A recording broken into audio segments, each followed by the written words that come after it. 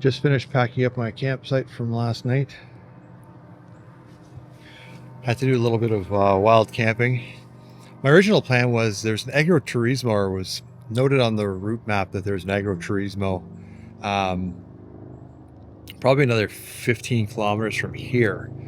But when I contacted them earlier in the day, they informed me that those folks had actually moved out to Vancouver. So I didn't have any contact information for that agroturismo. So I still headed in that way, but it was very dark. I had to ride for about an hour and a half in the dark last night, which isn't ideal, but my lights were pretty good. So, and the temperature was great. So I just kept going, and I eventually found this little opening to a field here. So did a little bit of stealth camping, which is not my favorite thing to do.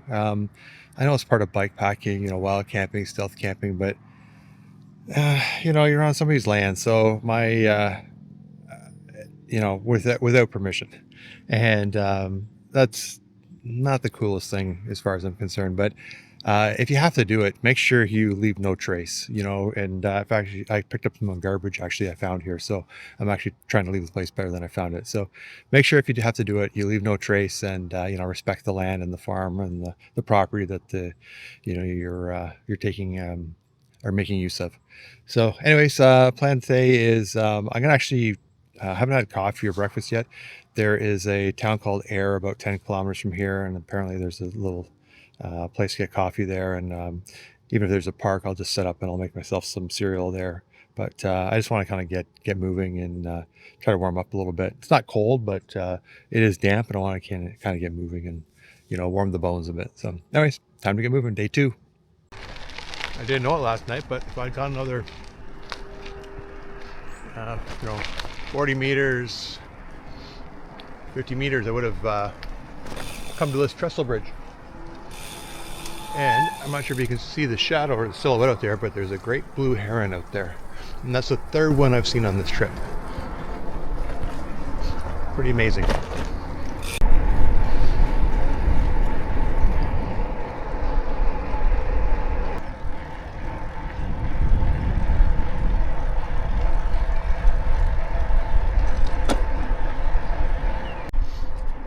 There we are, sun's up. It's already warmed up a couple of degrees. It's a beautiful morning. I can't believe this weather for September here in Ontario. It's just unbelievable.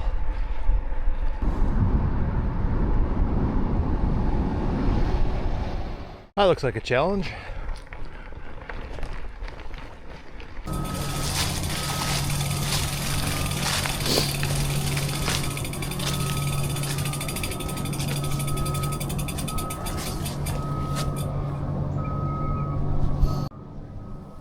So the bridge seems sound enough to ride across on a bike or get across on a bike, but you do have to lift your bike over these gates, which on a fully loaded bike you might have to take some bags off to do it, but it's doable.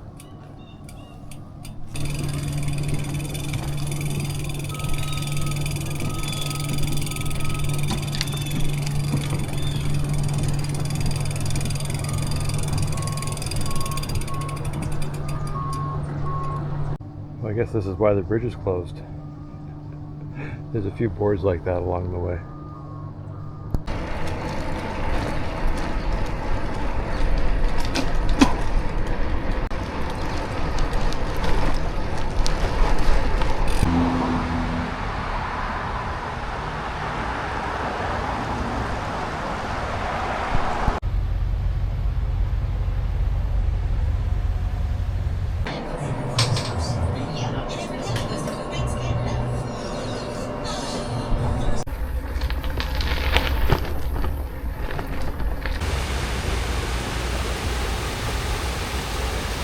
So I left Ayr about a little village of Ayr about 20 minutes ago, and it was great. I stopped at a little cafe called Hitch Cafe, or Hitch Coffee, can't remember exactly, but I was able to get a nice coffee there, some breakfast, and then get going again.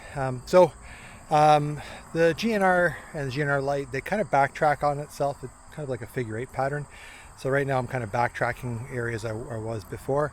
And let me just see if I can get this sign in the background. So on that sign, you may see Pinehurst Lake Conservation Area. That's a really good option for you if you're looking for a campsite and you're not comfortable with wild camping. That's a good spot to go to. So I've been there in the past and it's worked out really well. And it's not too far off route. So it's only 1 kilometer, the sign says, from this part of the route, but you can also get to it if you go from Paris, which is about 9 kilometers from Paris going north, but it's a fairly busy road, so I would try to avoid that. But anyways, it's a good campsite, and if you're really pressed and you need to get a bike repaired or some service, a resupply, Cambridge is only 11 kilometers up the road as well, so you're not too far from there. Anyways, time to stop talking and time to get cracking on.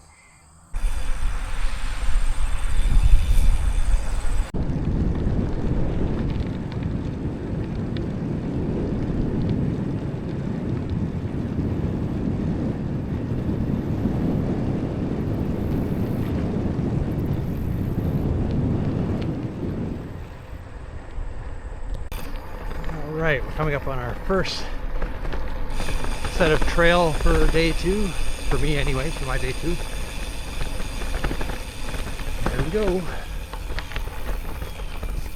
The name of this trail is Sudden Tract. It's in the Sudden Regional Forest. If anybody knows why it's called Sudden, I'd love to know. If you could put it in the comments, that'd be great. I'm not sure where the name came from, but anyways, it wasn't all of a sudden that it showed up on the on my route.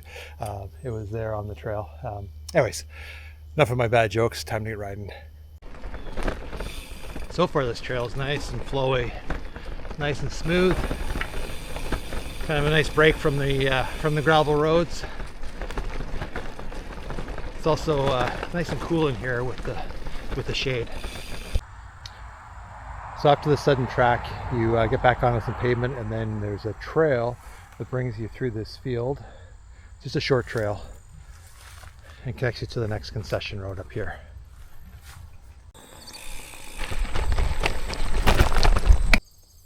So after you turn off the road and you go past the barn, there is not a paved right of way, but there is looks like the farmers have, or the farm has cleared a bit of a right of way around the barn. But the trail runs along the edge of crops. Right now the crops are off, so there's no damage to be done. But if you're doing this in mid-season, you have to be very careful not to damage the farm crops, because it does run right alongside the property. So do your best to take care. So apparently my map is following the old trail. There is a new trail route, so I have to do a little bit of investigating and see if I can update the trail map to include that. But anyways, I'm on the correct part of the route now, so I will continue on.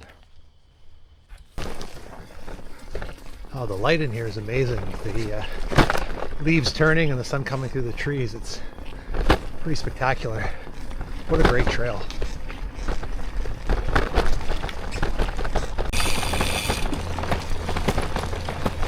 So don't forget, if you've been doing some bushwhacking, to check yourself for ticks. I forgot to do that, so I'm going to do that right now.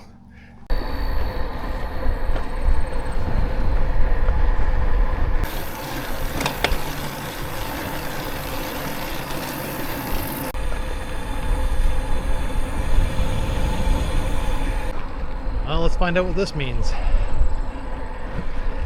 Okay, change of plans. Sometimes the road closed sign really means road closed. Looks like they have a bridge out up ahead. So I gotta backtrack and then try to catch the course a little further northwest of here. So anyways, backtracking I go.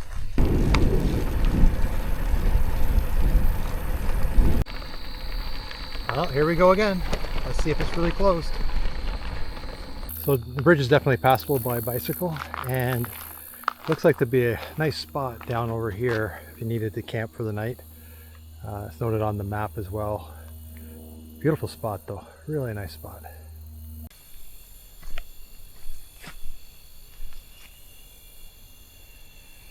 Yeah, I think you'd definitely be able to get a nice campsite down in here.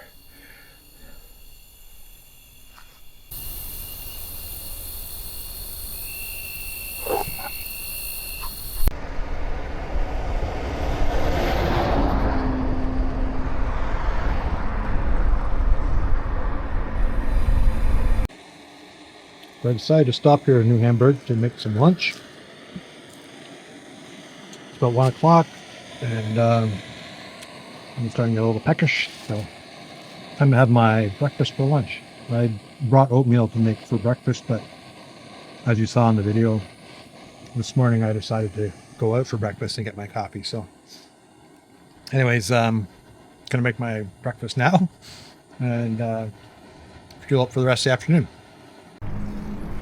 Just going through New Hamburg. There's the Nith River down there. If you remember yesterday I followed the Grand River south, and when you get to Paris you cross over the Nith River and you start following the Nith River north. That's what we've been doing.